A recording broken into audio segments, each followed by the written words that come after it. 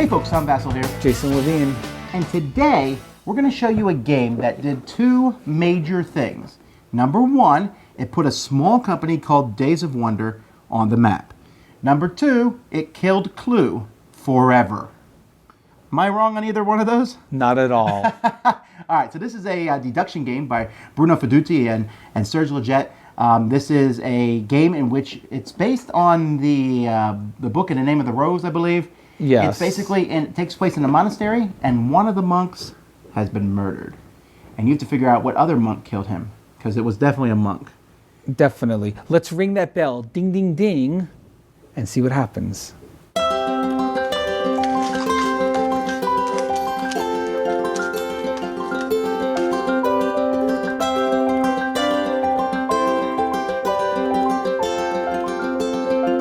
In Mystery of the Abbey, you were trying to find out who the murderer is amongst a group of monks. So each person's going to get a sheet like this. This tells you a lot about, the different things you do over the course of the game. But inside, you're going to put one of these disposable sheets where you're going to keep track of the different monks. Now, you'll notice each monk is one of three different orders, or the Templars, Franciscans, or the Benedictines. They're either a father, a brother, or a novice. Half of them are fat, half of them are thin, half of them have beards, half of them don't. There's little icons in case you can't tell from the picture. And then half of them are hooded, and half of them are not. So there are 5 different characteristics that the different monks have. At the beginning of the game, there's a card for every monk, and you'll be taking one card, and that card is the murderer. Oh, Thomas, don't betray your name. Anyway, you'll stick that one under the board. Some other monks are going to be placed here based on the number of players, and the rest of the monks are going to be dealt to each player. Now, players' monks are going to start here in the ecclesia, or the chapel, and one person is going to have this set of cards here. This keeps track of the number of rounds in the game, and each round has 4 parts to it. And then after the 4th part, they ring this little bell, and all the pawns, wherever they are, will return to the chapel. We will draw an event card that will say something. For example, here, each player must reveal 1 Benedictine card.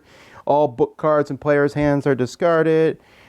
Each player selects a suspect card, reveals it, etc., etc. So there will be an event card, and also each player will give cards to their neighbor. So each player gives 1 suspect card to their left neighbor. Next time, 2 to their left neighbor. Then 3, until eventually you're passing 6 on the last round. But the game will probably be over at that point. Now, what players are going to be trying to do is try to figure out who the person is. And there's 2 ways you can do that. You're going to be able to go to the chapter hall and make revelation or an accusation. A revelation, you're basically saying, the accused is a brother. Now, only one person can make each revelation. You write that down somewhere. At the end of the game, you get +2 points if you are correct, and you will lose a point if you are incorrect in a revelation. But if you say the accused is a brother, I could say the accused, the murderer is a novice. Or I could say the murderer is fat. You can say different things. Or you can accuse. You say, Novice Basil is the murderer. I accuse him for sure. At that point, if someone happened to have Novice Basil in their hand, they would be like, I'm sorry, but he's not the murderer. At which point, then you have to go to chapel and take penance, which is essentially losing a turn. And then everyone keeps going. But if nobody has that character in their hand, and you can only accuse someone when the cards from here are gone, which means all the cards are in the hand. If no one has a character in hand, then you say, oh, that must be the guilty person. You reveal it. And then you get points for guessing correctly, accusing correctly. And then you add those to all the accusation points that you've gotten over if anyone has gotten those, and whoever has the most points win. Now, usually it's the person who accuses, because it's like 5 points. But it's not always. Someone could have made several revelations that got them extra points over the course of the game.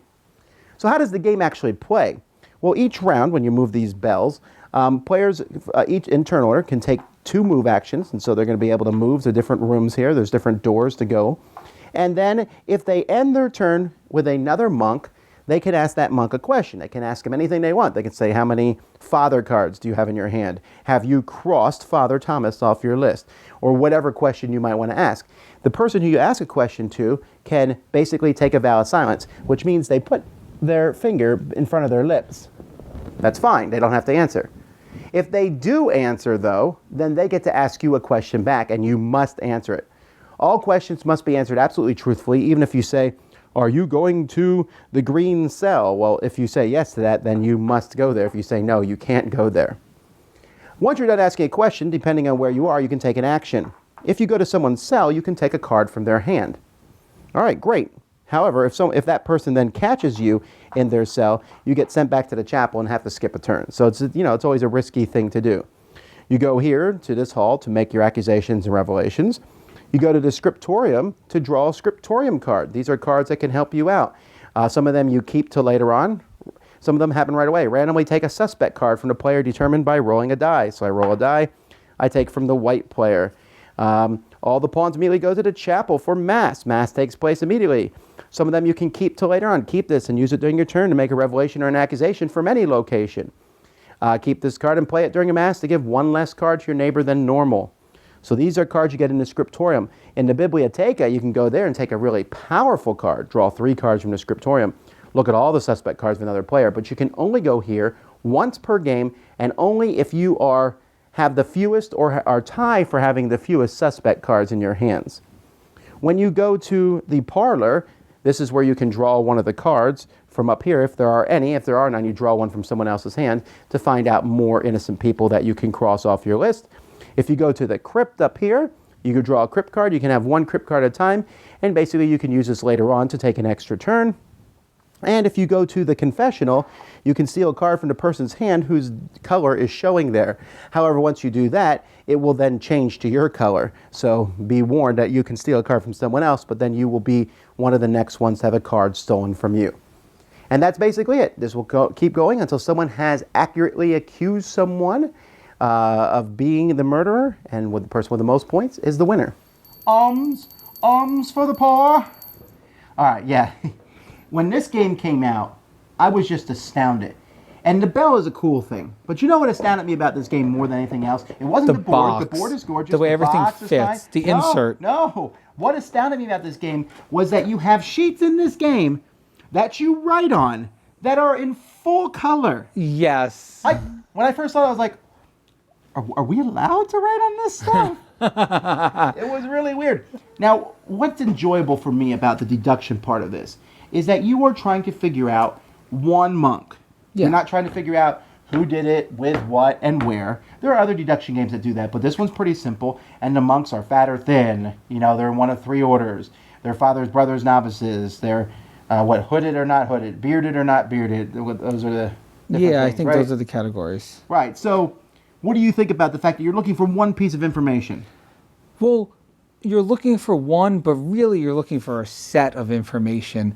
So you're saying instead of saying Miss Peacock in the ballroom with the you're saying the bearded monk of the red variety with the father title. So in essence, you're doing the same thing. It's just they categorize it differently, but in a cooler way, which is why this game basically makes Clue obsolete. It does. Now, there is one problem, Mr. The Abbey, and that's you got to be really cautious. If one person messes up an answer, it can mess the game up. This has happened to me more than once. Now, that is a player problem. It's not a game problem. Correct. But realize if I say, do you have any fat monks, or whatever the question is that I ask, so if someone answers incorrectly, even by accident, it can mess up the whole game. And I don't know if that's ever happened to you, but it's definitely happened to me. No, it hasn't happened to me, but the opposite happened where someone got it on the very first turn. Because it's possible to get the answer on the first turn in this. They were able to deuce it on the first turn. When it got to them, they're like, I know what it is. And they had it right. And I've never seen that. I saw it, and I was like, wow. That's but all the cards aren't even out yet. You can't eliminate all the cards. Well, it's the way the questions are worded and what questions come out. Right. Now, you have to be kind of creative in your questions, although many times you'll just end up asking the same type of questions. And the whole vow of silence, like, I'm taking a vow of silence. But that's usually not in your best interest to do. Usually, I play this, and usually people are like, oh, I guess I'll just take a vow of silence.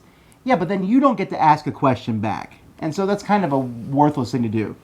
The game does have a dose of luck in it.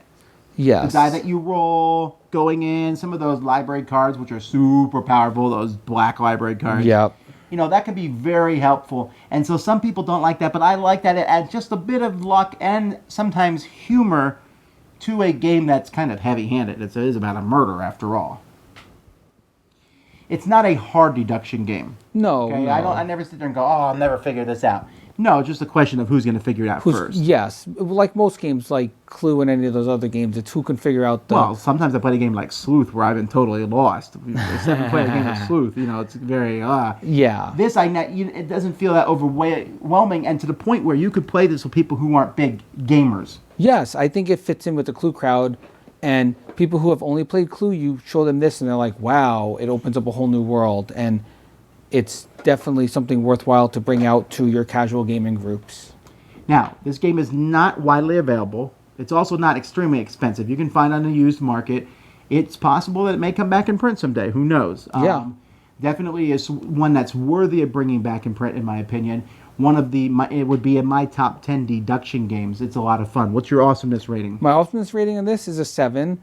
I like it, but it's not my favorite deduction game. I have other ones that I like more, so I give it a 7.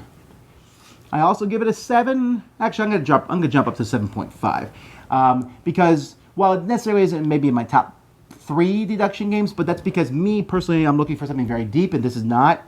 But if I had people over and they never played, heavy strategy games before, this would definitely be probably the first one I would bring out. Yes. Because it's so easy to jump into. They get to move the pieces around. It's they get to beautiful. ring the bell.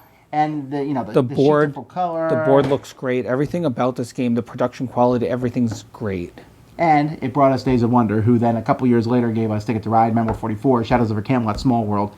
Everything. Yeah, and this was the first one we were like, wow, who is this company making these amazing games? So thanks, Mystery of the Abbey. Thanks so much for watching the Dice Tower videos. Find more great videos and reviews, as well as our top-rated audio podcast at Dicetower.com.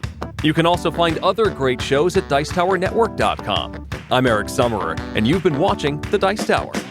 The Dice Tower is sponsored by Cool Stuff Inc., where you can find great games for great prices. Cool stuff in stock. Check them out at CoolStuffInc.com.